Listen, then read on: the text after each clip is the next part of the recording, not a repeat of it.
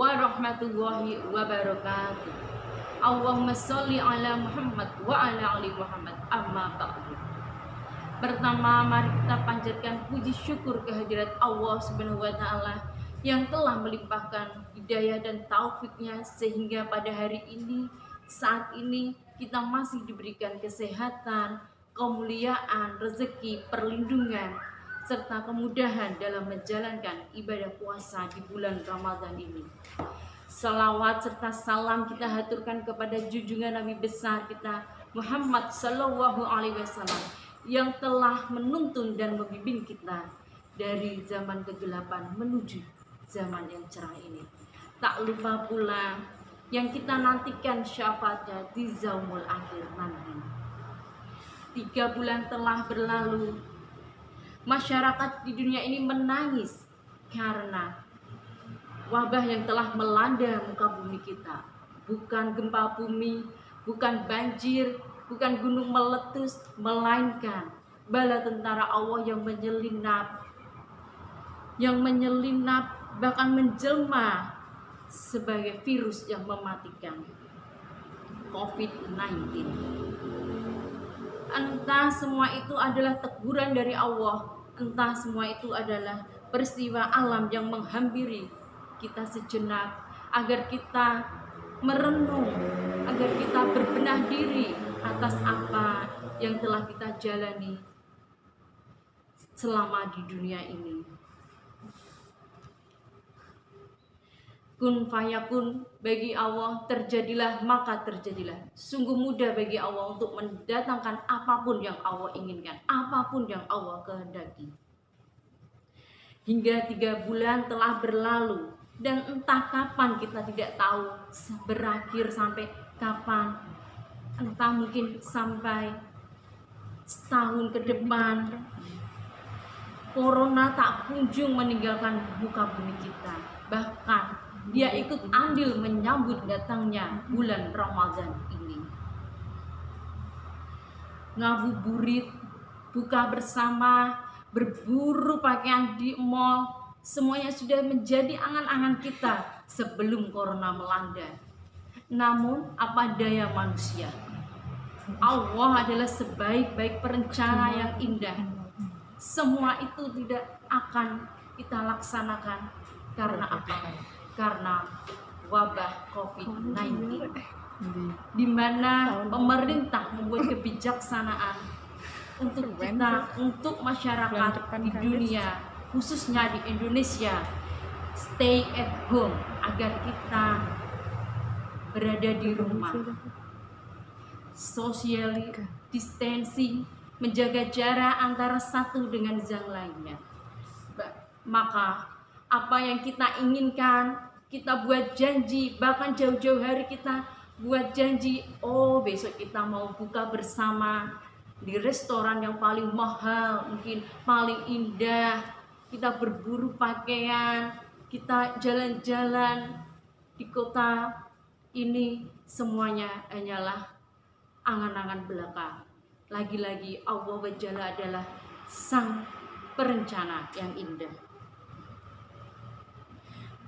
Tak disangka dan tak diduga, Corona, oh Corona, indah namamu. Tapi kehadiranmu telah mengubah segalanya. Mengubah apa yang selama ini menjadi kebiasaan kita. Dari hal yang kecil hingga yang besar.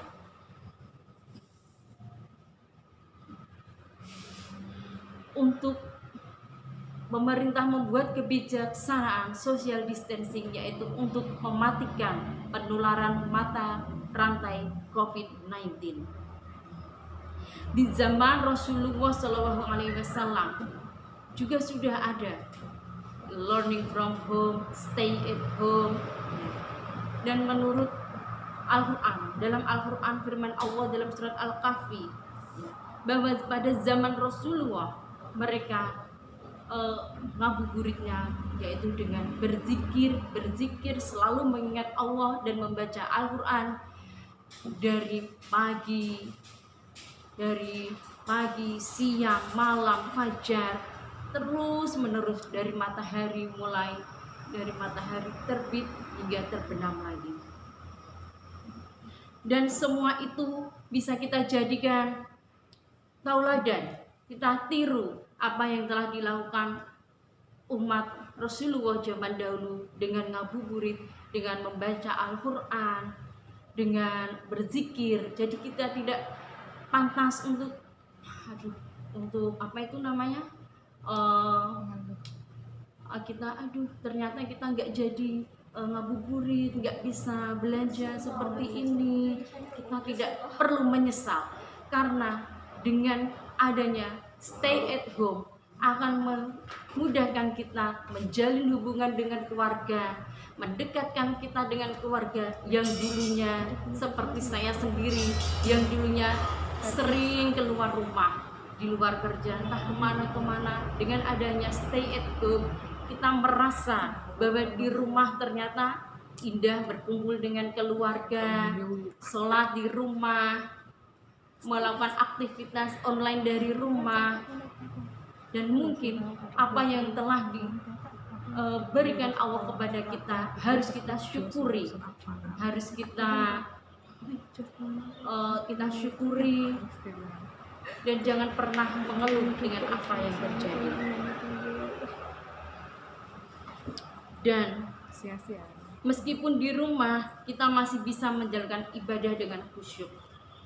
Dan meskipun ada wabah corona, kita tidak perlu dan kita jangan melihat dan fokus hanya pada musibahnya, tetapi kita lebih bertakwa kepada Allah.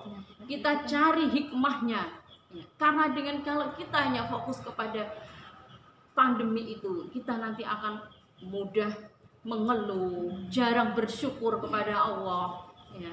Kita mudah sedikit-sedikit menyalahkan suatu keadaan. Tapi dengan ini kita hindari bersuudzon kepada Allah, tapi kita berhusnudzon, berprasangka baik. Mungkin Allah mendatangkan wabah ini agar kita lebih akrab dengan keluarga, dan mungkin agar kita manusia merenungi apa yang telah kita perbuat di dunia ini. Kita yakin saja bahwa Allah memberikan cobaan ini pasti ada solusinya, karena di dalam satu kesulitan ada dua kemudahan. Pasti juga akan ada hikmah di balik semua ini. Tidak ada yang dirugikan dengan wabah ini, ya. Jika kita mau berpikir, kita mau baik sangka kepada Allah, kita mau berhusnudzon kepada Allah, selalu bersyukur kepada Allah, berzikir, mengingat kepada Allah. Dalam surat Al-Asr, wal asri innal insana lafi khusrin illal ladzina amanu wa amilus solihati wa tawassaw bil haqq wa tawassaw bis sabr. Demi waktu, demi masa, sesungguhnya manusia dalam keadaan merugi, kecuali orang-orang soleh, orang yang bertakwa kepada Allah dan sabar terhadap cobaan yang diberikan Allah. Jadi apabila kita berusaha bersyukur, kita bersabar, meningkatkan ketakwaan kita, tidak ada hal yang rugi, tidak ada yang kita sesali di masa pandemi ini. Dan kita ambil semua hikmah di balik corona ini, dan semuanya sudah nampak. Satu contohnya, masyarakat mulai peduli, tingkat sosialnya lebih tinggi, mereka bahu-membahu, saling membantu, tergerak hatinya untuk mengumpulkan donasi, membantu kerabat, membantu saudara sesamanya yang menjadi korban corona ataupun tenaga medis. Mereka saling berlomba-lomba mengumpulkan dana untuk membantu mereka, baik tenaga, materi, maupun pikiran. Sehingga dengan adanya virus corona, kerjasama itu akan terlihat, akan nampak, yang mungkin dulu sudah, tapi kita akan lebih melihat betapa dahsyatnya kesadaran masyarakat yang ada di muka bumi ini. Yang kedua, meningkatkan, melatih kedisiplinan kita. Bila keluar rumah, kita harus memakai masker, kita harus cuci tangan, mau masuk ke instansi, mau masuk ke rumah, kita harus menjaga kebersihan. Meskipun Islam juga sudah mengajarkan kita kebersihan, bahkan agama Islam selalu mengajarkan kebaikan. Dari sholat kita harus berwudu, bersih dari bebas dari najis. Islam sudah mengajarkan, tapi mungkin itu teguran bagi kita dari Allah agar kita lebih menjaga kebersihan. Karena apa? Selama ini kita sudah jarang menghiraukan apa yang diajarkan oleh Al-Quran. Yang ketiga, belajar untuk berbuat keikhlasan.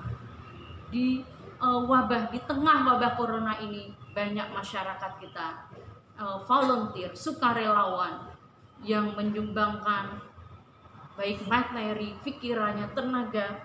Mereka membantu para relawan itu, membantu para korban, para tenaga medis, bahkan akan melatih kita untuk belajar ikhlas untuk melaksanakan apapun yang ada di dunia ini. Dan itulah salah satu atau beberapa kelebihan hikmah di balik corona. Makanya kita jangan pernah mengeluh, selalu bersyukur atas apa yang Allah berikan. Nikmat mana yang telah kamu dustakan? Dari bangun tidur sampai sekarang, tidur kita masih diberikan nafas, masih diberikan rezeki, masih bisa melaksanakan puasa di bulan Ramadan ini. Maka jangan khawatir bila tidak ada ngabuburit, tidak ada buka bersama, tapi buka bersama dengan keluarga itu lebih indah ternyata. Dan baru kita sadari, bahkan ternyata sholat di rumah bersama dengan keluarga juga bisa lebih meningkatkan ketakwaan kita kepada Allah SWT. Dan jangan lupa selalu bersyukur, jangan mudah mengeluh. Apapun yang terjadi itu semua sudah kehendak Allah, karena Allah perencana yang indah. Dan tidak ada manusia yang merugi karena dalam surat Al-Asr tadi, ya, kecuali orang yang soleh dan orang yang sabar dalam menghadapi cobaan. Kiranya cukup sekian apa yang bisa saya sampaikan.